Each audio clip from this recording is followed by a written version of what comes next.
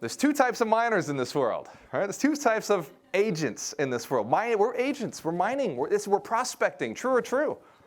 Right? We're out there prospecting. That's what they call it. It's called prospecting, for God's sake. Right? We're literally miners of the world. And we want to stop having to go out to them. We want them to come to us. Right? That's another thing you said that got me. I was like, yes. Preach, sister, preach. We want the clients coming to us. We want the prospects coming to us. So I'm going to share with you why I don't like average home buyers. Show of hands if you've worked with them before, average home buyers. Yeah, they're the average. I would assume you'd worked with them. Excellent. I'll show you why I don't like them, and I'll show you why I do like investors. First, my problem with the average home buyer, I only got one problem with them.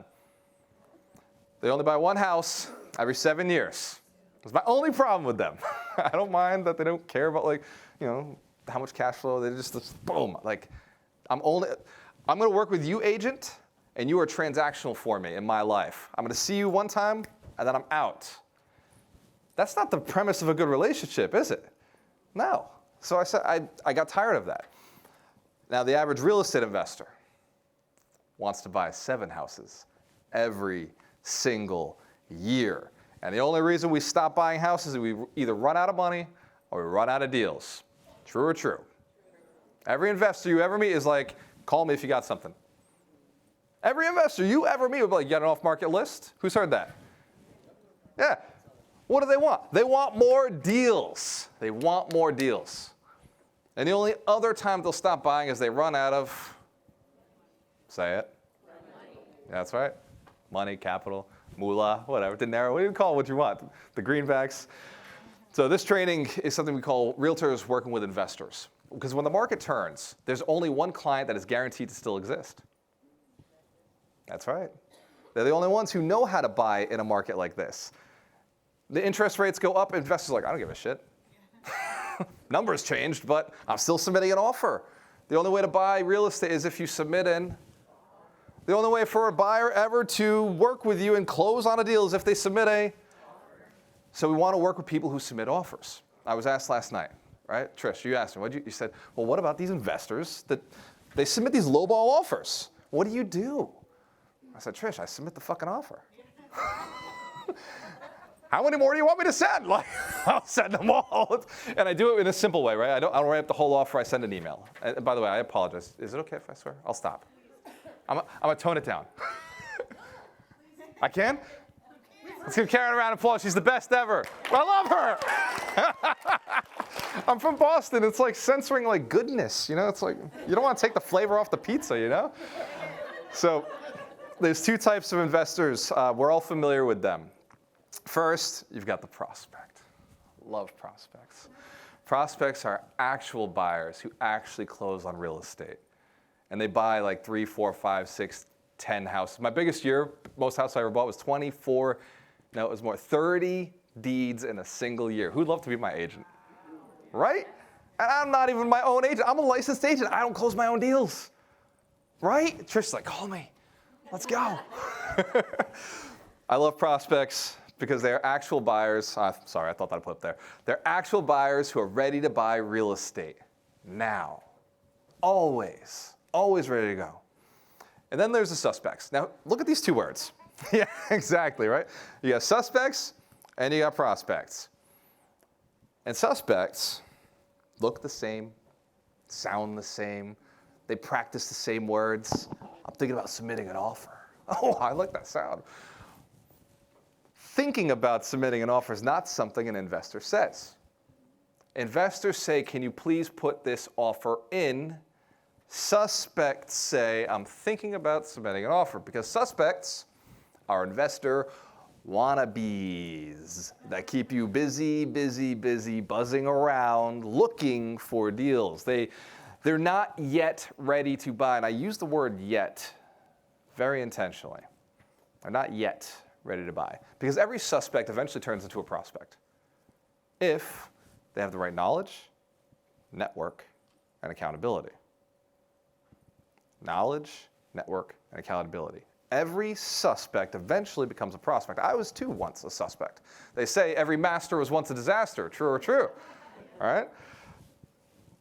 And you in your video may find the same thing once you align yourself with taking the right action. So all my videos are obviously about real estate investing because that's the magnet, the lead magnet that draws them in. Then you go to ibuildmillionaires.com, which I'll let you do that. ibuildmillionaires.com tells you what every investor wants. It's a good opportunity for you to learn what every investor wants. Show of hands if that'd be valuable, by the way. If you knew what they wanted, you'd just, here's the honey, come get it. Right? Ring the dinner bell. We got what you're looking for. So at the 52 Weeks to Wealth, I build millionaires. We build millionaires. That's our focus. I invite all my investors in. I invite my investors. I invite my friends' investors. I teach it for free. I teach it free. It's my best course. Something I was told to do in content, but I think Karen, she said the same thing. Put your best stuff out there for free. Just give it away. Just give away your best information. Give away your best knowledge. Because if you do, they'll trust you. They'll realize that you're going to keep giving out your best stuff, which means the paid stuff must be even better. Who's gotten a lot of free stuff from Karen so far? I know what's on the other side of paid. If it's this good, if it's this good on the free side, well, you know what's on the other side. So what do investors want? Go to ibuildmillionaires.com. What you're going to do is you're going to see the 52 wealth principles. You can do a video on every single one of those wealth principles. They're backed by a book. Investors read books. Investors read more books than the average person. The average investor reads 12 books a year. The average CEO reads 52 books a year. There's a pay difference, isn't there? The average person in America reads 1 book a year. That's why there's an average income.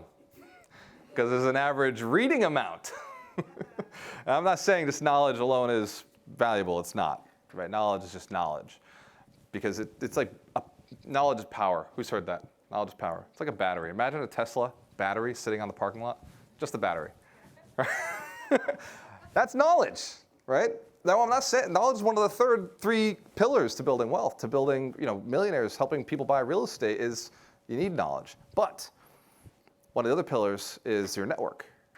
Your network is that vehicle. In real estate, it's a people business, right? It's the Tesla itself. But that accountability is your driver. That's what's going to get you to the other side. For me, it's my spouse. She keeps me going, right? This event, right? Karen was the driver behind this. She was holding me accountable. Her team was out there making sure that I show up at the right time. I put the lapel on. I say the things. My PowerPoint's presented. You have to have drivers in your life. My coaches, my mentors who are driving me, pushing me forward. Those are accountability, right? That's how you go from here to Las Vegas, right? You need to have the map. You need to have that direction, like that reason, the compelling reason to keep going. So, this is called the value equation. We can answer what investors want using this. I'm going to tell you right now. By the way, who here knows what investors want? Thinks they knows what investors want? Just give me some shout outs. What do you think it is? Good deals. Deals. Yes. What else? Return on investment. ROI. Yes. What else? Cash flow. I love all these words. Some of my favorite words. Seller financing and sub 2 deals. Seller financing and sub 2 deals. We were talking about those last night, weren't we? We went to an investor meetup here in Jacksonville. With financial freedom. Yeah. Oh, cool. Right? Financial freedom. Yes. Actually, okay. You've stated one of the actual desires that an investor wants. There's only 3 desires an investor actually wants. The first is financial freedom. The second is legacy wealth. They care about their families. And the third is they never want to work again. That's what they want. All the other stuff is supplemental. So just something to think about. So the value equation, this is something that Alex Hormozi created. Anybody seen this one? We know what it is. Okay. He wrote the book, $100 Million Offer. And in the value equation, he shares you've got to get this upper line to be better than this lower line. And it's really important, by the way, to be working with investors over these next month, 2 months, 3 months, because once they lock in on an agent, they lock in for life. So if you can really do well in this next 3-6 month period, by the way, your YouTube videos, the person who trains the investor is like, you know the way you're super loyal to your parents, even if sometimes you don't, you're annoyed by them, you're still always loyal to them? Show of hands if that's true for you. Investors are the same exact way. If you're the one who taught them the rules of real estate, if you're the one who showed them, guided them, did the YouTube video that they followed, and I'm not saying you got to teach them real estate investing. They get that already. There's gurus out there. Don't try to compete with the gurus. But if you can teach them what happens in your market, how to invest in your zip code, within your little 5-digit number, then the investor has to work with you because you're the only one doing that. There's nobody on YouTube in your market teaching specifically how to invest in your city. There's nobody going down saying, this area right here is primarily 3 families. This area right here is primarily single family, raised ranches, whatever. This is where we see development opportunities. Nobody going out and saying to the investor, look at my city, right? Look at my city. Look at why we invest here. Look at where the investments are. Look at where the cash flow is. Don't invest over there. The cash flow might not be as strong. This is A class, B class, C class. All right, show hands if you got a little education to do to get some of these words. It's fine, right? Because after that, that's an asset that you acquire. You can go teach that to investors. You only have to be a little further ahead of that. You don't have to be all the way up there, just a little bit ahead to teach. So the value equation, the idea is you want the top line to be pumped up more. You want the bottom line, time delay, effort and sacrifice less, which means we do have to discover what the 7 desires are for an investor so that we can increase the likelihood of their desires and decrease the pain point in their lives. So these 7 things are things that you can do and get paid before you close. Is that okay if I break one of the fundamental rules of real estate agency? Right, I don't get paid until I close? All right. Also, by the way, buyers are not liars if you send them through your mentorship program, if you coach them. They don't become liars anymore. They become loyal. It's a different L, right? If they pay you up front for education, they value your relationship. It's kind of like paying somebody for a service and then deciding not to use that service with that person and going with somebody else. You just don't do that anymore. Right? If you've paid somebody, like if I pay a video person to edit my video, I'm probably going to push them to fix the video. I'm not going to go to a new video person, right? I'm stuck. I've put the money in with them now. Now they're going to go and fix the video for me. I'm stuck with fixing them. It's the same thing with your realtor, right? With your clients. When they pay you for your education, they feel like they have to close with you because they feel like they already paid for that. Does that make sense? Very interesting.